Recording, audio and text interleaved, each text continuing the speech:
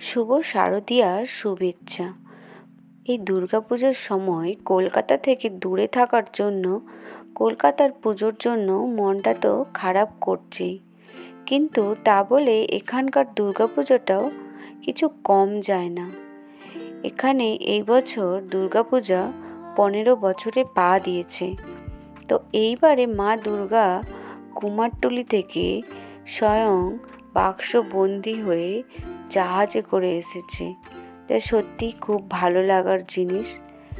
তো এটা ছিল মায়ের বরণের পুজোর দিনের ছবি।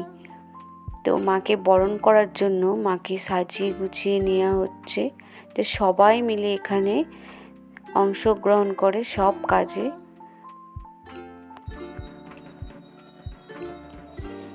কলকাতার মতন এখানে প্যান্ডেলে ঘুরে ঘুরে ঠাকুর দেখার সুযোগ নেই, তাই সবাই মিলে একই ছাদের তলায় আনন্দে মেতে ওঠে এই পুজোর দিনগুলো। তো এই বছর এখানেও 3 দিন ধরে পুজোর আয়োজন করা হয়েছে, যা সামনেই হতে চলেছে। আমাদের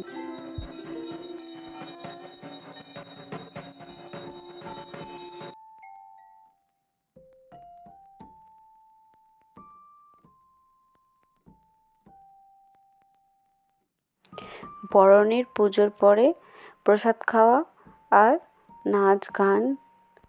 সেখানে শ্রীহানও এক ঠাম্মির সাথে খুব নাচ করছে, আনন্দ করছে। ও খুব মজা নিচ্ছে এই পুজোতে।